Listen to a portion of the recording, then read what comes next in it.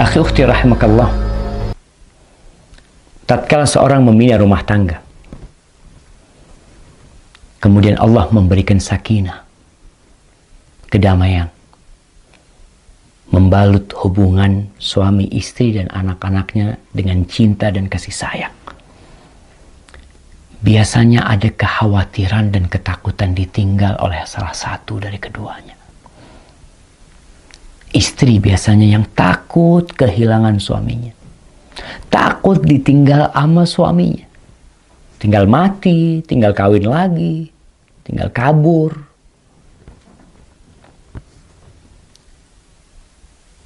Rasanya kita perlu belajar dari ibunda Nabi Ismail alaihissalam. Tatkala Nabi Ibrahim alaihissalam menikahin Hajar, akhirnya Sarah, istri pertama Nabi Ibrahim, cemburu. Setelah punya anak yang bernama Ismail, akhirnya Nabi Ismail membawa istrinya Sarah, ibunda Nabi Ismail, dibawa kemana? Dibawa ke Mekah dari Palestina sana, berangkat ke Mekah. Dalam kondisi Nabi Ismail masih sedang dalam susuan. Nih, Sarah, Hajar.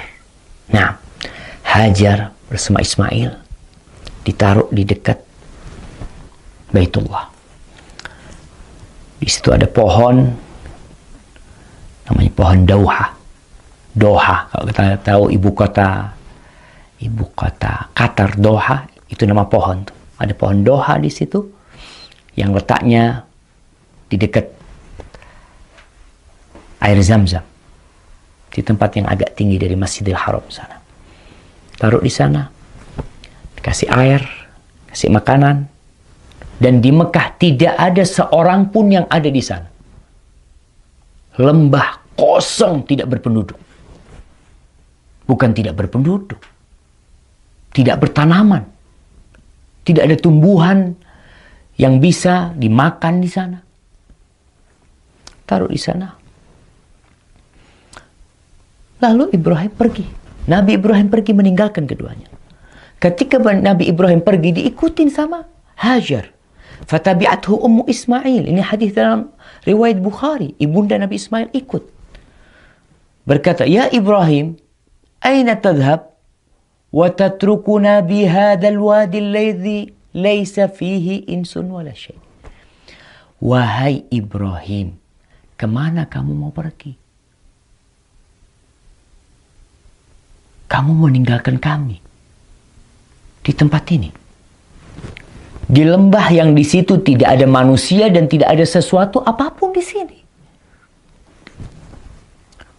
Nabi Ibrahim berdiam, tidak menjawab dan tidak menoleh.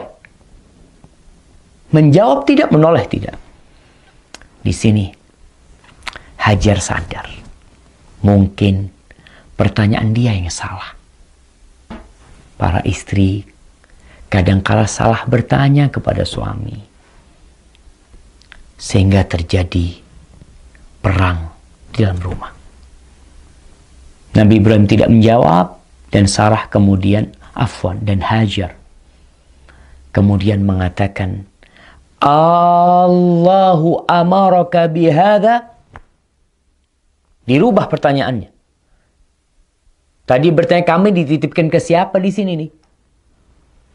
Kok ditinggal di sini? Dirubah pertanyaannya, apakah Allah yang memerintahkan kepadamu untuk melakukan ini?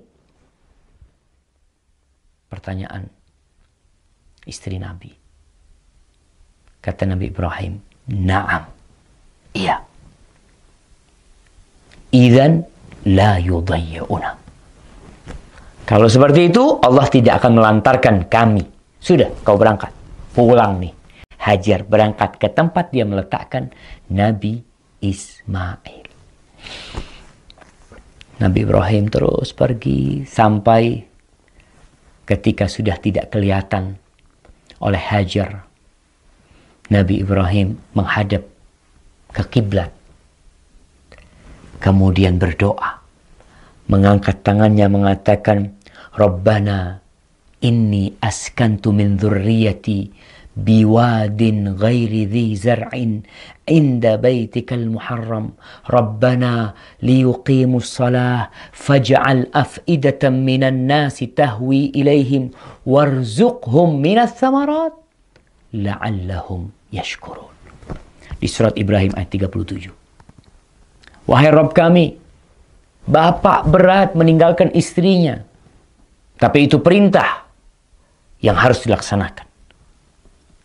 Kita kalau ngelihat, kadangkala ada orang pegawai negeri dimutasi kemana, dimutasi ke tengah hutan, tinggal istrinya, dia berangkat.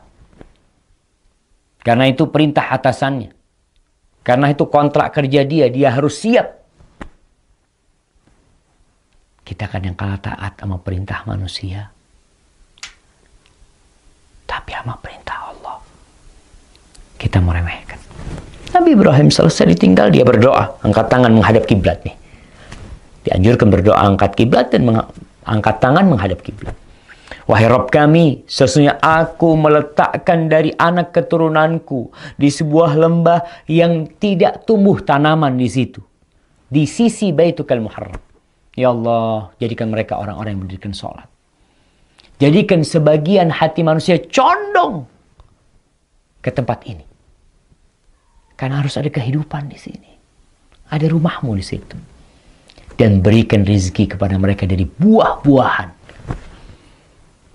Bayangkan, Nabi Ibrahim berdoa minta buah-buahan di lembah yang kering kerontang.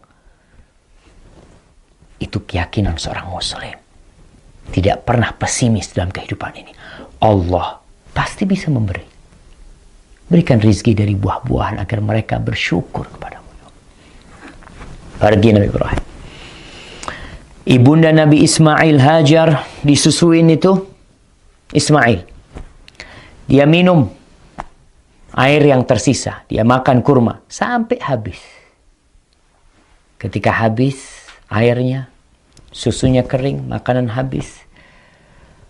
Dilihat Nabi Ismail dalam kondisi kehausan dan kelaparan.